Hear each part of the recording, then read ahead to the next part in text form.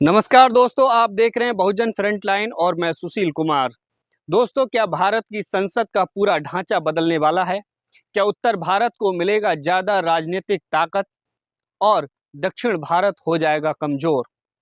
ऐसा मैं क्यों कह रहा हूं, आप इस वीडियो में आगे देखिए और समझिए।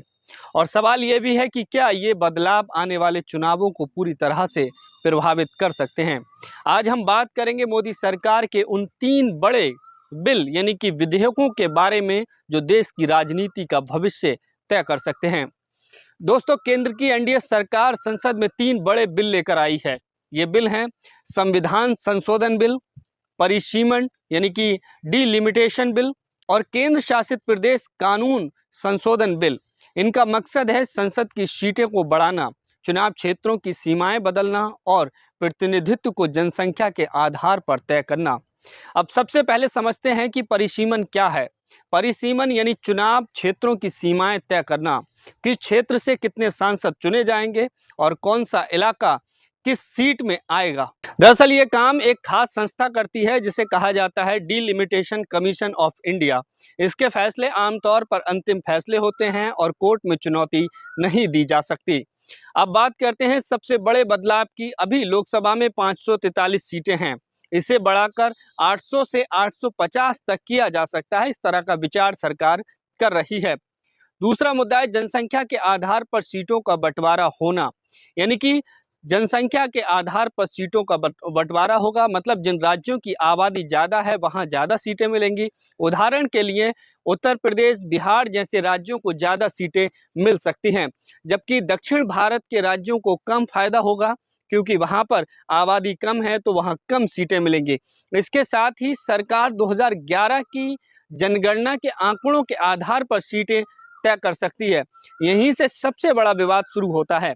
आलोचकों का कहना है कि अगर 2011 की जनगणना लागू हुई तो उत्तर भारत की सीटें बहुत तेजी से बढ़ेंगी, दक्षिण भारत पीछे रह जाएगा क्योंकि दक्षिण के राज्यों में जनसंख्या को काफी बेहतर तरीके से नियंत्रण किया है। दूसरा मुद्दा है राजनीतिक संतुलन।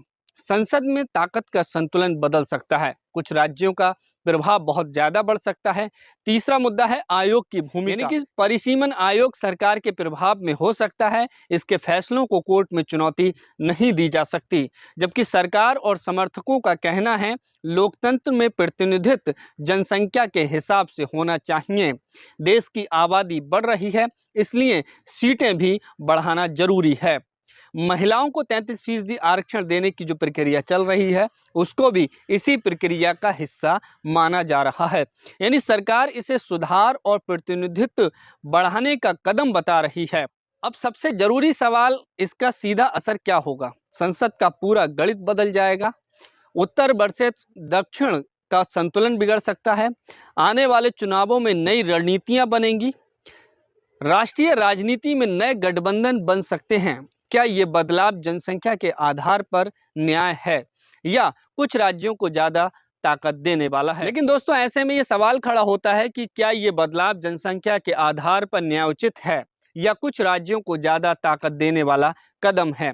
तो कुल मिलाकर ये तीनों बिल सिर्फ कानून नहीं हैं, ये भारत की राजनीति का भविष्य तय कर सकते हैं, संसद की ताकत का संतुलन बदल सकते हैं और देश में नई राजनीतिक बहस को जन्म दे सकते हैं।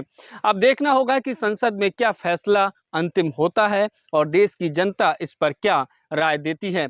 आपकी क्या राय है? क्या सीटें जनसंख्या के हिसाब से बढ़नी चाहिए या नहीं बढ़नी चाहिए? तो दोस्तों, आपकी क्या राय है कमेंट में ज़रूर बताइए और ऐसे ही गहराई से समझने वाले वीडियो के लिए चैनल को ज़रूर सब्सक्राइब कीजिए। शुक्रिया।